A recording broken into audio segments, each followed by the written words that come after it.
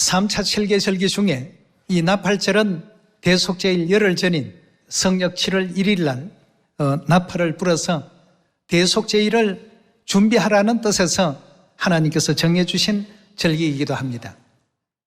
구약의 유래를 바라보게 된다면 모세가 첫 번째 십계명을 받아 가지고 내려오던 그때에 이스라엘 백성들이 금송아지 우상을 숭배했던 그런 3,500년 전 역사가 있었습니다. 그래서 가지고 오던 돌비를 산 아래에 던져 깨트려 버리게 되는 그런 일과 더불어서 그날에 우상 숭배자들을 3,000여 명이나 도륙해 했던 안타까운 그 역사가 일어나게 되었던 것이죠.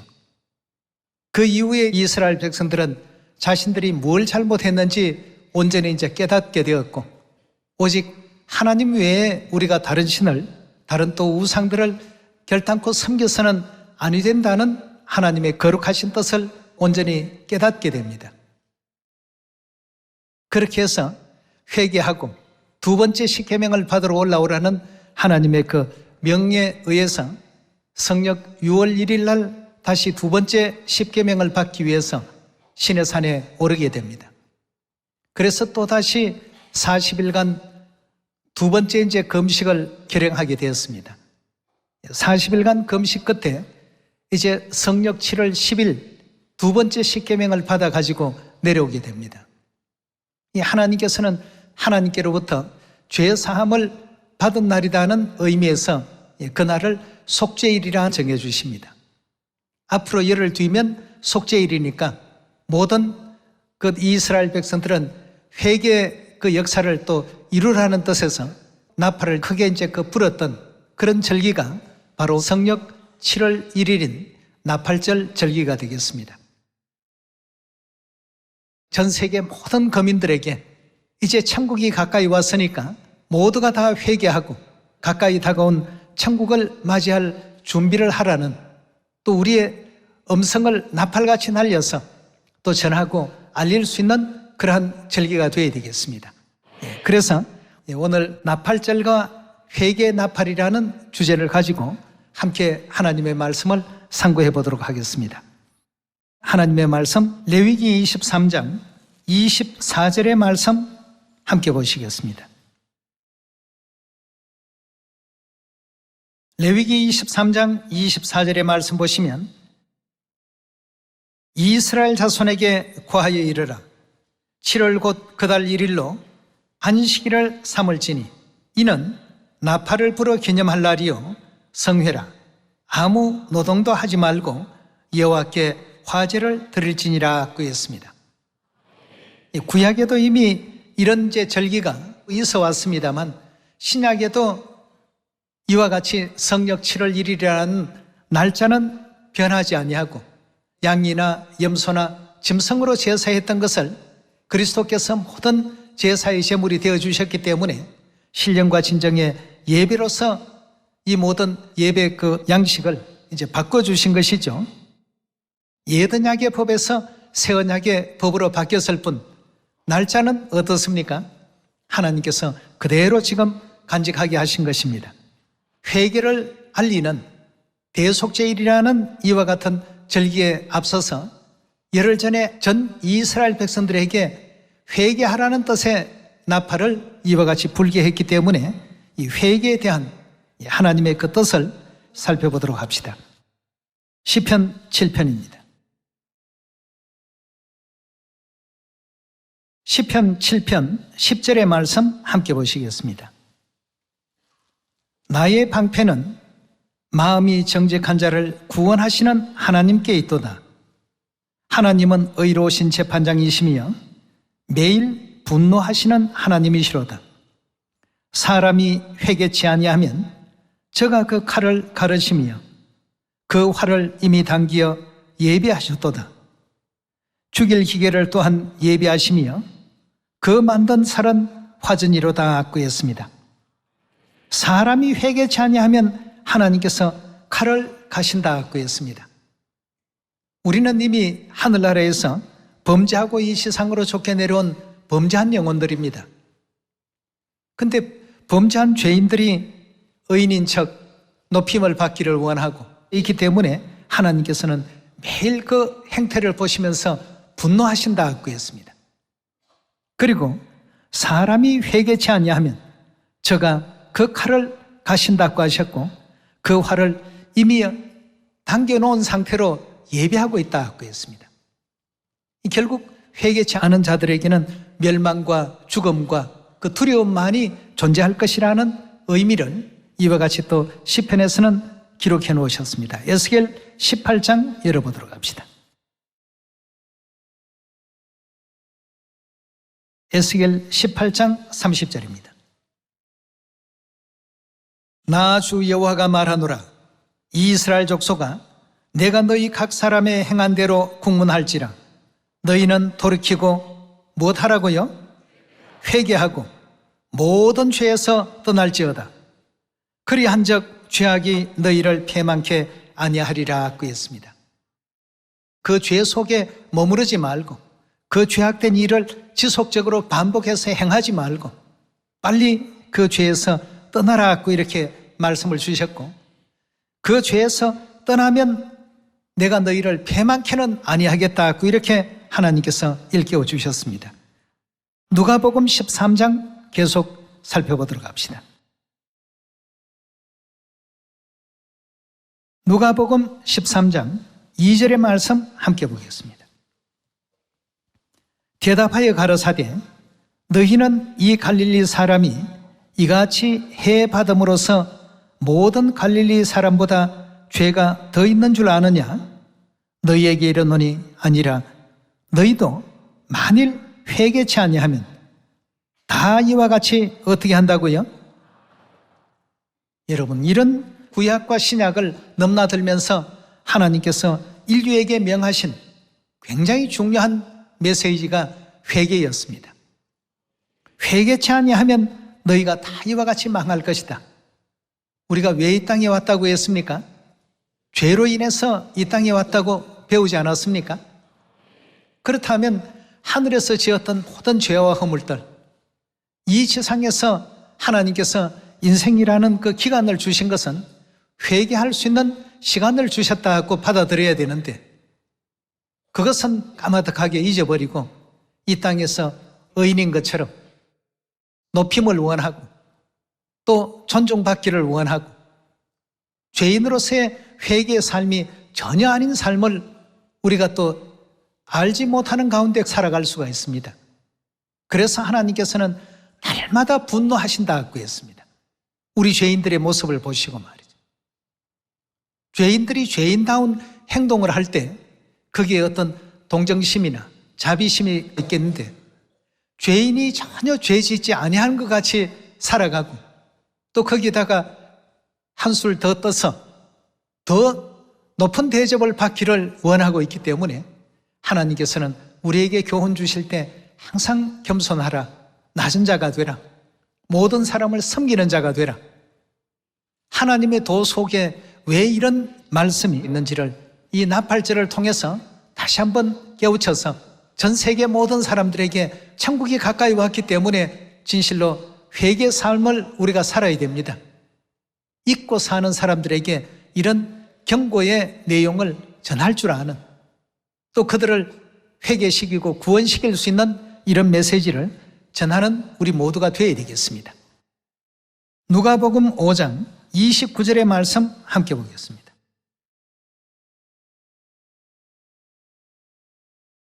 레위가 예수를 위하여 자기 집에서 큰 잔치를 하니 세리와 다른 사람이 많이 함께 앉았는지라.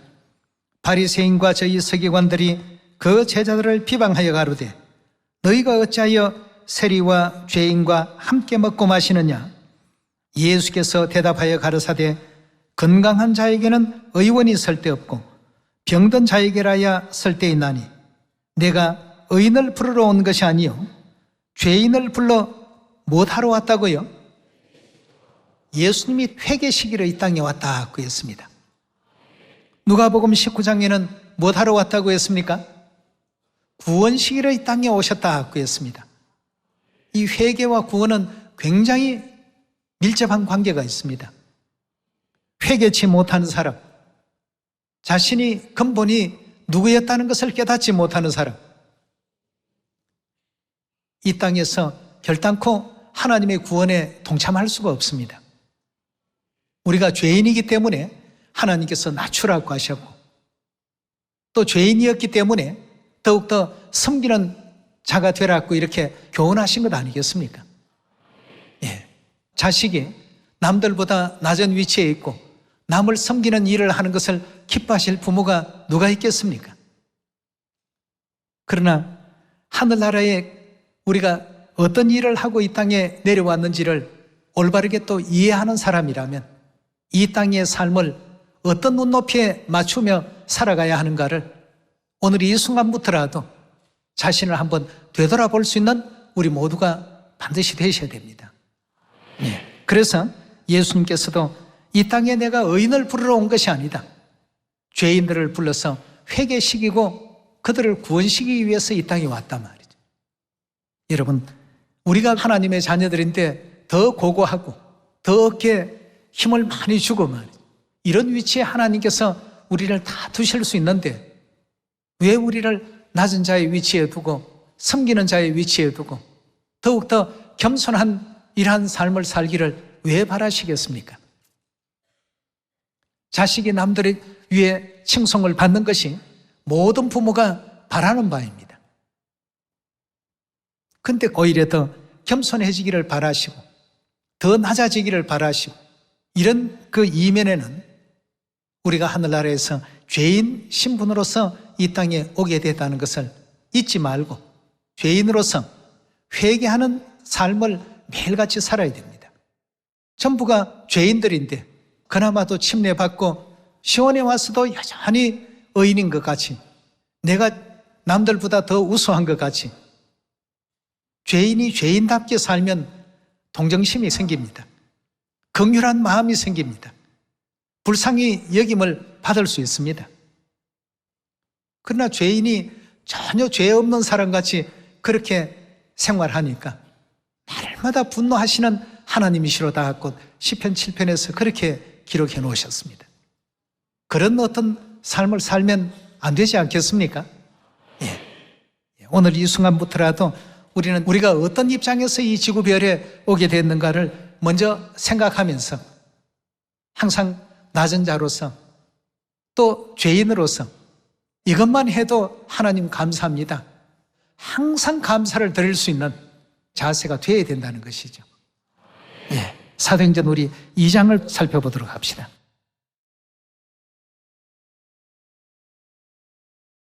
사도행전 2장 37절입니다. 저희가 이 말을 듣고 마음에 찔려 베드로와 다른 사도들에게 물어가로되, 형제들아 우리가 어찌할꼬 하거늘 베드로가 가로되, 너희가 회개하여 각각 예수 그리스도의 이름으로 세례 즉 침례를 받고 죄 사함을 받으라.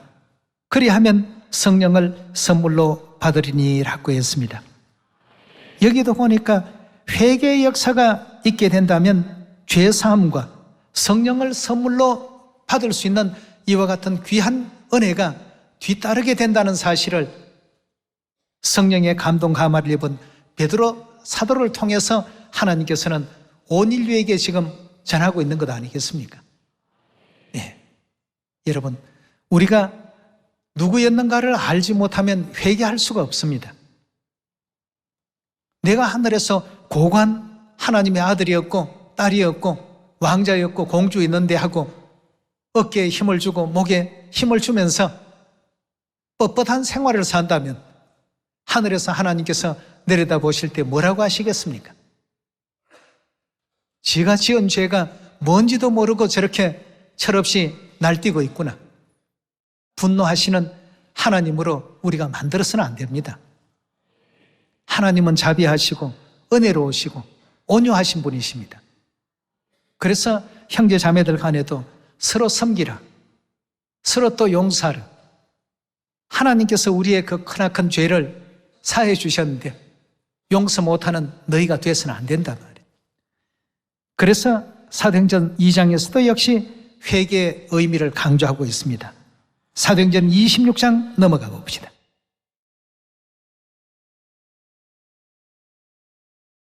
사도행전 26장 18절의 말씀 보시면 그 눈을 뜨게 하여 어둠에서 빛으로 사단의 권세에서 하나님께로 돌아가게 하고 죄사함과 나를 믿어 거룩해 된 무리 가운데서 기업을 얻게 하리라 하더이다. 아그리빠 왕이여, 그러므로 하늘에서 보이신 것을 내가 거스르지 아니하고 먼저 다메섹에서와 예루살렘에 있는 사람과 유대 온 땅과 이방인에게까지 회개하고 하나님께 돌아가서 회개에 합당한 일을 행하라 선전하므로, 회개에 합당한 일을 우리 모두가 해야 됩니다 하고 바울이 가는 곳곳마다 이렇게 이제 전도하고 다녔다는 것입니다. 여긴 선전이라고 표현이 되어 있는데 전도지요. 그렇다면 회개하라 전하는 이 기회를 듣지 아니하고 고집스럽게 죽으면 지옥 가면 그뿐이지, 이렇게 쉽게 말하는 그런 사람들에게 하나님께서 또 경고하셨습니다. 로마서 2장 5절의 말씀 봅니다. 2장 5절의 말씀 보시면 다만 내 고집과 회개치 아니하는 마음을 따라 진노의 날 곧 하나님의 의로우신 판단이 나타나는 그날에 임할 진노를 내게 샀는도다. 하나님께서 각 사람의 행한 대로 보응하시되 참고 선을 행하여 영광과 존귀와 썩지 아니함을 구하는 자에게는 영생으로 하시고, 당을 지어 진리를 쫓지 아니하고 불의를 쫓는 자들에게는 노와 분으로 하시리니, 악을 행하는 각 사람은 사람의 영에게 환난과 곤고가 있으리니, 첫째는 유대인에게요 또 헬라인에게며 선을 행하는 각 사람에게는 영광과 존귀와 평강이 있으리니, 첫째는 유대인에게요 또 헬라인에게라. 이는 하나님께서 외모로 사람을 취하지 아니하심이니라 했습니다. 5절에도 지금 주신 말씀을 보니까 고집과 회개치 아니한 마음으로 인해 하나님의 의로운 판단이 나타나는 그날에 진노를 사항한다, 이렇게 말씀을 주고 계십니다. 여러분, 우리는 하늘의 죄인들입니다. 하늘에서 뭐 때문에 우리가 범죄하고 쫓겨났습니까? 큰 어떤 의미로 본다면 하나님의 거룩하신 그 명을 어겼습니다. 사단의 말을 듣고 하나님의 뜻을 반역하고 이 세상 세계로 쫓겨내려왔습니다. 그래서 하나님께서 다시 한번 우리 온 인류에게 하나님의 위대하신 계명을 허락하시고, 그 계명을 준행하는 자는 회개한 자로서 이렇게 또 인정하셔서 새 언약이라는 진리의 도 안으로 인류를 전부 지금 부르고 계십니다. 그 새 언약 진리의 도 안에 들어온 사람들은 하나님의 뜻을 받드는 사람들로서 계시록 14장에도 하나님의 그 계명을 지키는 자들은 이 땅에서 구원받을 자들이라고 이렇게 일러주고 있지 않습니까? 온 세상은 지금 아직도 회개하지 못한 사람들 투성입니다. 그래서 우리가 지금 전 세계를 향해서 하나님 아버지 품으로, 어머니 품으로 다시금 돌아오라. 우리가 하늘나라의 죄인이기 때문에 낮은 자 되라고 하셨고, 죄 때문에 섬기는 자가 되라고 하셨단 말이죠. 이것이 죄인들이 회개할 수 있는 가장 중요한 삶의 방식이고, 우리가 행해야 할 본분이라는 것을 전 세계에 알리라고 하는 것이 우리 하나님 뜻 아니겠습니까? 마태복음 28장 18절의 말씀 보겠습니다. 마태복음 28장 18절의 말씀 보시면 예수께서 나와 일러 가라사대 하늘과 땅의 모든 권세를 내게 주셨으니 그러므로 너희는 가서 모든 족속으로 제자를 삼아 아버지와 아들과 성령의 이름으로 세례 즉 침례를 주고 내가 너희에게 분부한 모든 것을 가르쳐 지키게 하라. 볼지어다 내가 세상 끝날까지 너희와 항상 함께 있으리라 하시니라 했습니다. 자, 여기에 지금 마태복음 28장 말씀을 잘 주목해 보시게 된다면 내가 너희에게 분부한 그 모든 내용들은 회개한 사람만이 지킬 수 있는 일들입니다. 침례로부터 시작해서 새 이름으로 기도하는 것, 새 예루살렘 영접하는 것, 또 새 언약의 3차 7개 절기를 지키는 것, 또 하나님께서 가르침 주신 모든 일에 순종의 삶을 사는 것, 회개하는 마음 없이 지켜질 수 있는 것이 있습니까? 전부 회개가 돼야 진정으로 그 길을 따라갈 수가 있습니다. 나팔절을 해마다 연례 행사처럼 이렇게 할 것이 아니라 우리가 과연 근본이 무엇이었던가를 생각해 볼 줄 아는 시간이 되어야 되겠습니다. 내가 과연 무엇이었나? 그리고 왜 이 땅에 왔는가? 또 장차 이 땅을 떠나서 어디로 갈 것인가? 이 모든 문제들을 우리가 심각히 생각하면서 진실로 오늘 이 순간부터라도 높아지려는 마음, 남에게 대우받으려는 마음, 이런 거 다 버리고 내가 하늘에서 죄 짓고 이 땅에 왔는데 이 정도 일만 하게 해주신 것도 너무 참 축복이다. 너무나도 감사하다. 죄인임을 깨닫지 못한 사람들은 절대 범사에 감사할 수 없습니다. 모든 것이 불만투성이죠. 내가 누군데 이런 대접밖에 안 해줘. 내가 누군데 가는 그 말하기에 앞서서 누군데라고 하는 말을 잘 생각해 보십시오. 누구였습니까? 죄인이었는데 이만한 대접도 너무나 황송하다. 그리고 천국까지 가게 해주시다니.